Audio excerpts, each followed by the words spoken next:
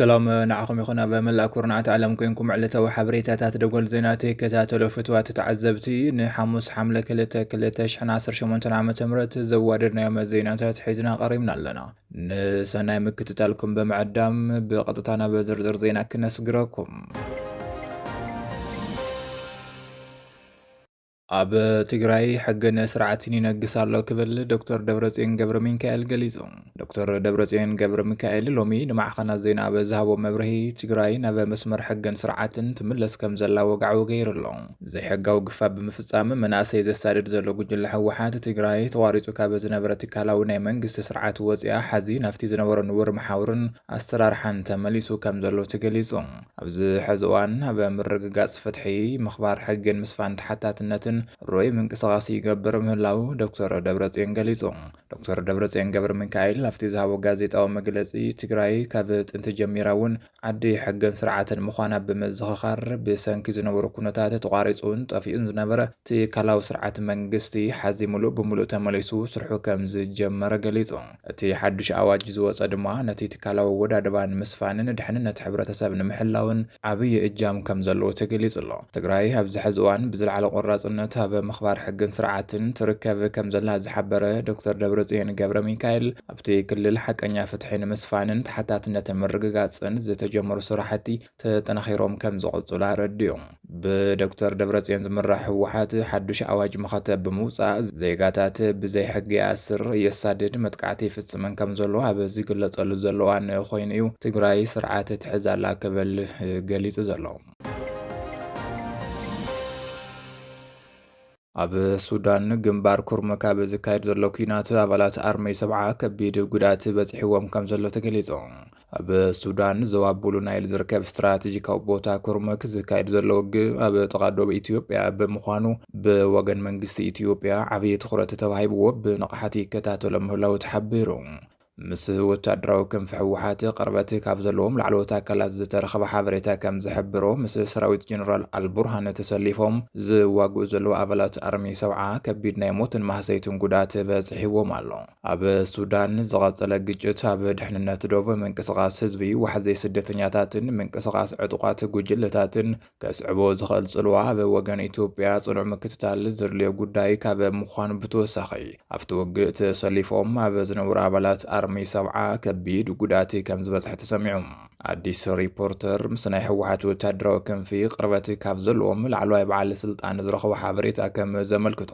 ኣርሚ 70 ንከተማ ኩርመክ ንምቁፅጻር ብጀነራል ኣልቡርሃን ዝምራሕ ሰራዊት ኣብ ዘካይዱ ዘሎ ውግእ ኣብ ግንባር ተሰሊፉ ይርከብ በዚ ድማ ኣባላት ኣርሚ 70 ኣብቲ ውግእ ከቢድ ጉዳት በፂሕዎም ከም ዘሎ ተገሊጹ ነዚ ሓበሬታ እዚ ዘካፈሉ ምንጭታት ኣብቲ ውግእ ንግዜ ቁጥሮም ብንጹር ዘይተፈለጠ ኣባላት ከም ዝተቐተሉን ከም ዝቆሰሉን ኣመላኺቶም ዝቆሰሉ ኣባላት ኣርሚ 70 ብመኪና ናብ ካርቱም ተወሲዶም ከም ዘለውን ካብቶም ዝቆሰሉ ገሊኦም ከቢድ ናይ ኣካል ጉድኣት ዝበፅሖም ምህላዎምን እቶም ምንጭታት ነፂሮም ኣለው ትማሊ ኣማስዩ ብጀነራል ኣልቡርሃን ዝምራሕ ሰራዊት ሱዳን ንስትራቴጂካዊት ከተማ ኩርመክ ከም ዝተቆፃፀረ ምፅብፃብና ዝዝከር እዩ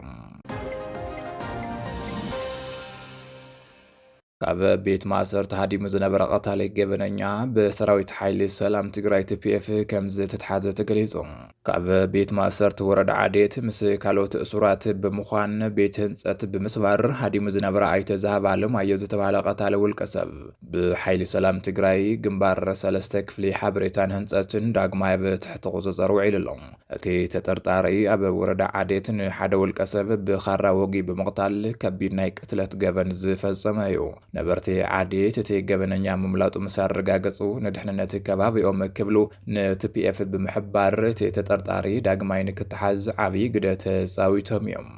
ካብቲ ቦታ ዝመፁ ወታደራዊ ፀብፀባት ከም ዘረድእዎ ኣይቲ ዝሃበ ኣለማዮ ኣሰፋ ዝተባሃለ ነባርነቱ ዞባ ማእኸል ወረዳ ዓዴት ጣብያ ቤተ ሰማዕቲ ቁሸት ዓንደሎ ዝኾነ ውልቀ ሰብ ብዕለት 12 ታሽዓይ ወርሒ 2018 ዓ.ም ኣብ ፍሉይ ቦታ ዓብዪ ሩዋ ንኣይተ ፍቃዱ ኣማረ ኣብርሃ ብካራ ወጊ ብምቕታል ከቢድ ገበን ፈጺሙ እዩ ነዚ ስዒቡ እቲ ተጠርጣሪ ንሓደ ወርሕን 2 ሰሙንን ኣብ ትሕቲ ፖሊስ ወረዳ ዓዴት ተኣሲሩ ድሕሪ ምጽናሕ ብዕለት 27 10 ወርሒ 2018 ዓ.ም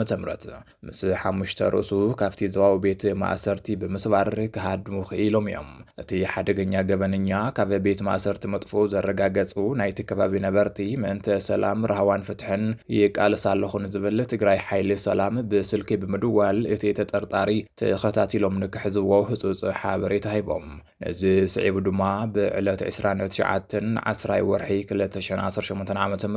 ትግራይ ሓይሊ ሰላም ግንባር 3 ኣብ ልዕሊ እቲ ውልቀ ሰብ ጽኑዕ ቁጽጽር ብምግባር ዳግማይ ብትሕቲ ቀይዳት ይወሎም። ሓይሊ ሰላም ትግራይ TPF ቅድሚ ሕዚ እውን ገበን ፈጺሞም ናብቲ ሰራዊት ንኽጽምበሩ ንዝኸዱ ገበነኛታት ብምሓዝ ኣብ ትሕቲ ሕጊ ከም ዘእትዎም ይዝከር። ህወሓትን ሻዕብያን ዝርከብዎም ሓይልታት ጽምዶ ከፈራርሑና ይፈቱን ኣለዉ ክብል ጀነራል መሐመድ ተሰማ ተዛሪቡ። አዛዚ ምብራቅ እዝ ጀነራል መሐመድ ተሰማ ጸላቲ ብሓባር ኮይኖም ከም ዝወግኡና ብምግላጽ ከፈራርሑና ይፈቱን ኣለዉ ክብል ተሰሚዑ። ዕላማ ናይቶም ጸላቲ ንኢትዮጵያ ከም ሶማልያ መንግስት አልባ ምግባር ምዃኑ ዝገለጸት ጀነራል ሰራዊት ኢትዮጵያ ዘካይዱ ዘለው ውግእ ግን ፍትሓዊ ኩናት ክብል ተደሚጹ። ሰራዊት ምክልኻል ሃገር ኢትዮጵያ ንኽሳደቲ ጽንፈኛ ዘይተደፈ እዝ ብዝብል ኣርእስቲ 11 ደቂቓ ንውሓት ዘለዎ ቪድዮ ዘርጊሕሎ። እቲ ቪድዮ ኣብ ዝሓለፈ ኣዋርሕ ምብራቅ እዝ ኣብ ዞባታት ጎጃምን ደቡብ ጎንደርን ዘመዝጎም ዓወታት ዘርኢ ምዃኑ ተገሊጹ። ኣብዚ ሰነድ እዚ ድማ ኣዛዚት እዝ ዝኾነ ጀነራል መሐመድ ተሰማ ንሰራዊት ናይቲ ክልል ላዕለዎት ሓለፍትን ዝሃቦ ኣገዳሲ መብርህታት ተኻቲቶም ይርከቡ። ሓይልታት ወጻኢ ንኢትዮጵያ ንምውራር ብተደጋጋሚ ፈተነታት ገይሮም ከም ዝነበሩ ዝሓበረ ጀነራል መሐመድ ተሰማ ነቲ ሓዚ ዘሎ ኩናት ኣመልኪቱ ኣብ ዝሃቦ ሓሳብ ባንዳታት ዝበሎም ኣካላት ጃህሮምን ፈኸሮምን ምስ ፈሸሎም ምዞም ናይ ወጻኢ ሓይልታት ተሓባቢሮም ሓቢሮም ከም ዝወግኡና ብምግላጽ ከፈራርሑና ይፈቱን ኣለዉ ኢሎም። ይኹን እምበር ከፈራርሑና ወላዳ ኣይፈቱን እምበር እቶም ንሳቶም ዝለኣኹሎም ዘለዉ ናይ ወጻኢ ሓይልታት ባዕሎም ብኢትዮጵያውያን ዝተሰዓሩ እዮም ክብል ተደሚጹ። እቲ ሰራዊት ኣብ ክልል ኣምሓራ ውግእ ዘካይደሉ ዘሎ ቀንዲ ምኽንያት ሉዓላውነት ሃገር ንምኽባር ምዃኑ ዝገለጸ እቲ ጀነራል እዚ ንካይዱ ዘለና ውግእ ፍትሓዊ ኩናት ክብል ተዛሪቦም። ኣብ ዝሕዚ እዋን ኣብ ክልል ትግራይ ዘሎ ገሰሶ መሰል ሕዚ እውን ብብርቱዕ ይካይድ ኣሎ ክብል ፕሮፌሰር ክንደያ ገብረህይወት ገሊጹ። ሚኒስተር ረድኤት ኣማኻሪ ሚኒስተር ትምህርቲ ፕሮፌሰር ክንደያ ገብረህይወት ንእዋናዊ ጉዳይ ክልል ትግራይ ኣመልኪቱ ኣብ ዝተዛረቦ ኣብ ዝሕዚ እዋን ኣብ ውሽጢ ክልል ትግራይ ዝርከቡ መናእሰይ ኩሎም ዳዊ ዕድሎም እናፀበብን ኣብ ውሽጢ ልዑል ፀበባ ከም ዝርከቡን ሓቢሩ። እቲ ጉጅለ ነቶም መናእሰይ ብዝተፈላለዩ መልክዓት ንኩናት ብምድላው ንውክልና ኩናት ሕሊፉ ኣብ ምሃብ ከም ዝርከብ ኣግሂድሎ። መጋሰሶ መሰል ካብ ዝሓለፈ ዝገደደ ኣዝዩ ዝኸፍአን ኣብ ዝተሓሳስብ ጫፍ ምብፅሑን ብርክ ዝበሉ መናእሰይ ብኣስገዳድና ተሓፈሱ ናብ ማእኸል መሰልጠን እናተወሰዱ ምዃኖም እቲ ፕሮፌሰር ኣመልኪቱ። ካብዚ ብተወሳኺ ናብ ኣዲስ ኣበባ ንምቕናዕ ንዝፍትኑ መንገደኛታት ተጓዓዝቲ ኣብ መንገዲ ካብ ዝተሳፈርዎ መኪና እናወረዱ ናብ ስልጠና ዝወስድሉ ዝኣስሩሉን እስካብ መቕጻዕቲ ሞት ዝበፅሕ ስጉምትን ዝፍጽምሉ ኩነታት ምህላው ሓቢሩ። ድሌት ትጉጅለ ዘይቀበሉ ብርክ ዝበሉ ወለዲ በብከባቢኡ ንማእሰርቲ እናተቃልዑ ከም ዝርከቡ ዝገለጸ እቲ ፕሮፌሰር እዚ ንህዝባ ሸቢሩን ኣገዲዱን ወታደር ናይ ምግባር ዕላማ ካብ ሻዕብያ ዝተቐድሐ ትምህርቲ እዩ ብምባል ኣብ ዝሕዚ እዋን እቲ እኩይ ተግባር ብዝቐልጠፈን ብዝሰፍሐን ኣገባብ ይተግብሮ ከም ዘሎ ገሊጹ። እዚ ኣብ ክልል ትግራይ ጸገም ኣብ ምፍጣር ዝርከብ ጉጅለ ብህፁፅ ተሓታቲ ዝኾነሉ ኣሰራርሓ ክትኣታቶ ከም ዝግባእ እቲ ላዕለዋይ ሓላፊ ኣረዲኡ። ኣብ መወዳእታ ኣብ 10 ደቂቓ ዝተገበረ ዘት ናይ 47 ዓመታት ሕጊ ከም ዝተሰረዘ ተገሊጹ። ኣሜሪካ ንሶርያ ካብ ዝርዝር ግብረ ሽበራ ከም ዘውፅእታት ሓቢሩሎ። ኣሜሪካ ካብ 1979 ዓ.ም ጀሚራ ንሶርያ ብዝርዝር ደገፍቲ ግብረ ሽበራ እትያታ ዝነበረትሉ ናይ 47 ዓመታት እገዳ ሙሉእ ብምሉእ ኣልዒላትላ። እዚ ዓብዪ ዲፕሎማስያዊ ስጉምቲ ዝተወሰደ ፕሬዚዳንት ትራምፕ ኣብ ቱርኪ ከተማ አንካራ ምስ ፕሬዚዳንት ሶርያ ኣሕመድ አልሻራ ድሕሪ ምርኻቦምን ን10 ደቂቓ ጥራሕ ዝኣክል ዘተ ድሕሪ ምክያዶምን እዩ። እዚ ውሳነ እዚ ኣብ ልዕሊ ሶርያ ተነቢሮም ዝጸንሑ ዓለም ለኻዊ ገደታት ንግድን ኢንቨስትመንትን ንክልዓሉ መንገዲ ዝጸረገ ኮይኑ እቲ ሃገር ዳግማያ በምህናጽ መስርሕ እውን ኣሜሪካ ክትሕግዝ ምዃና ተገሊጹ። ፕሬዚዳንት ኣሜሪካ ዶናልድ ትራምፕ ሃገሮም ንሶርያ ግብረ ሽበራውያን ጉጅለታት ትድግፍን ስፖንሰር ትገብርን ብዝብል ተነቢሩላ ዝጸንሐ ከቢድ ማዕቐብ ከም ዘልዓሉ ተገሊጾም ኣለዉ። ፕሬዚዳንት ትራምፕ ኣብቲ እዋን ከም ዝሓበርዎ ሶርያ ኣብ ትሕቲ መሪሕነት ፕሬዚዳንት ኣሕመድ ኣልሻራ ርግኣት ዝሰፈነ ሃገር ከም ዝኾነትን ሓዚ እውን ኣብ ናይ ዕቤት ጎደና ከም እትርከብን ገሊጾም።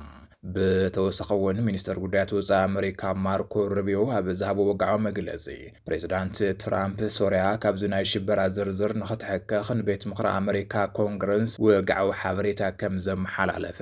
ኣፍሊጡሎም። ሶርያ ካብ 1979 ዓ.ም ጀሚራ ብኣሜሪካ በዝርዝር ግብረ ሽበራ ተደሚራ ዝጸንሐት ክትከውን ከላ ትራምፕ ዝወሰድዎ ቁልጡፍ ስጉምቲ ኣብ መንጎ ክልቲአን ሃገራት ዘሎ ዲፕሎማስያዊ ርክብ ብዝለዓለ ደረጃ ንምምሕያሽ ዘለዎ ተራ ኣዝዩ ልዑል ምዃኑ ማዕኸን ዜና ሮይተርስ ሓቢሩ።